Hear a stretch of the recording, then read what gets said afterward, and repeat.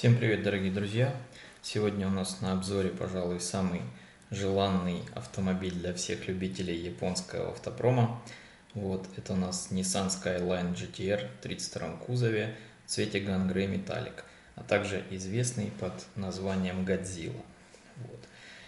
Что хотелось бы сказать в первую очередь, конкретно по этой модели. Это у нас, как я в принципе и веду весь канал на эту тему, естественно, это у нас кошка Mini Z, причем официально лицензированный продукт, то есть это полная копия настоящего автомобиля, о котором сейчас я немножечко и расскажу, а вы сможете просто наслаждаться этим видом, пока я расскажу немного о самой настоящей машине. Значит, в конце 80-х у нас Nissan выпускает 32 кузов. На тот момент, естественно, у компании Nissan уже были GTR, это уже стало имя нарицательное, но нужно было как-то завоевывать новые победы. И в конце 80-х, получается, они выпускают 32 кузов с двигателем RB26DET. Именно 26-й мотор стал в основу этого кузова. Почему? Потому что машина попадала под рамки масса, и масса его составляла там около 1260 килограмм. В дорожной версии у нас было 320 лошадей, в версии спорт было, естественно, уже 600. Причем без каких-либо там, скажем так, глобальных доработок. Грубо говоря, эта заводская машина могла столько выдавать, если убрать все душилки так называемые, и при минимальных изменениях. Очень интересная трансмиссия стояла ETS-ATES, которая в момент пробуксовывания задних колес перебрасывала часть крутящего момента на передние колеса. Инженеры Nissan признаются в том, что немножечко это похоже, естественно, на трансмиссию 959 Porsche. Там в основе стоит электрогидравлическая муфта. Но в основу этой машины и этой идеологии японцы заложили поворачиваемость, поэтому на выходе из поворотов 32-й Getter всегда заднеприводный. Дальше, в 1989 году у нас выходит версия Nismo. Она отличалась незначительными изменениями по внешке. Их было выпущено 560 штук для того, чтобы пройти гомологацию и дальше участвовать в гонках. После этого момента Геттеры побеждали практически везде и всегда.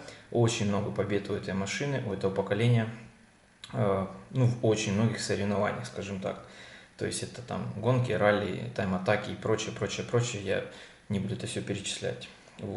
И, естественно, на волне успеха этого автомобиля компания Kioshi через 10 лет, уже получается в 99-м, и позже, выпускает эту машину в уменьшенном масштабе.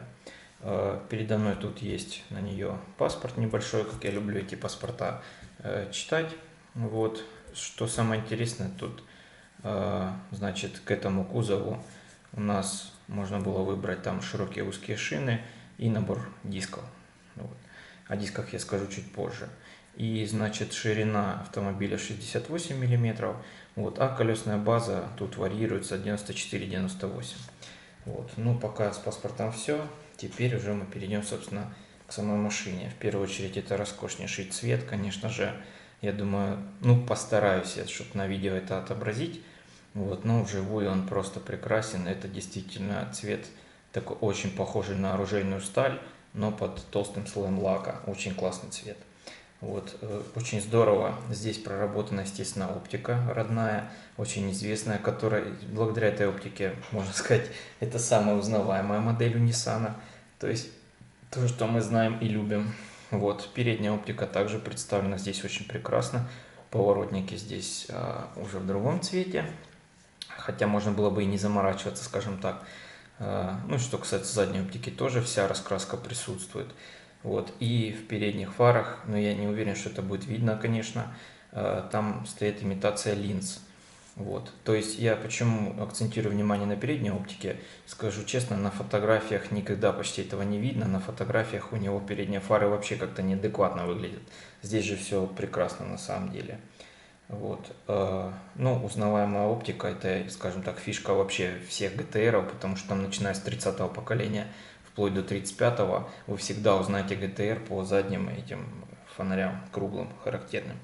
Дальше на модели мы можем увидеть также значки, все надписи, там Nissan, Skyline, GT-R, это все нанесено на нем. Ну, на видео, скорее всего, это видно не будет. Также значки есть на крыле и на капоте, буква S, знаменитая, которая этой буквой и обычно представляется серия Skyline. Дальше, что касательно бамперов и обвеса, эта машина вообще очень такая интересная, в отличие от обычного Skyline. Естественно, у нее есть обвес, потому что это спорт-версия. Здесь у нас на переднем бампере очень интересная такая губа, плюс все вырезы под охлаждение и все прочее. Вот, задний бампер, ну, такой небольшой у него свес, конечно, и, естественно, спойлер. Спойлер, скажем так, выдержан в классических традициях, он небольшой, невысокий. Вот. А что касается серии Nismo, там еще один был ниже основного, был еще один лип-спойлер. Вот. Очень красивые на нем диски. Эти диски не сказать, что прям вот 100% копируют оригинал, но, скорее всего, эти диски больше походят на версию Nismo.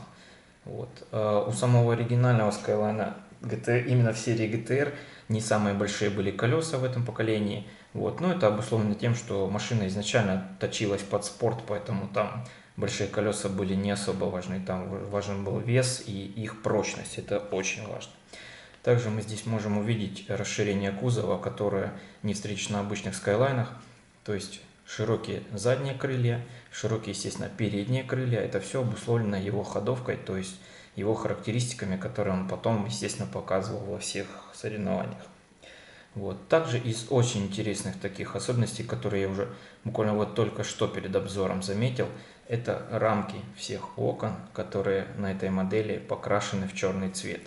Я даже, честно скажу, не сразу это заметил, но на фоне вот такого металлика, серого металлика, черные рамки окон выглядят, ну, шикарным образом. Вот. Но, в принципе, это, наверное, и все, что я хотел бы рассказать об этой модели. Вот. Если вы хотите более подробно его посмотреть и рассмотреть, эту машину, я его отфоткаю, и все фотографии можно будет увидеть в моей группе ВК, либо в Инстаграме. Ну, а видео это просто как обзор, скажем так, ну, буквально пару слов об этой машине, об этой легенде. Это, скажем так, дань уважения ГТРу и именно конкретно Годзилле. Ну, пока на этом все. В принципе, всем пока.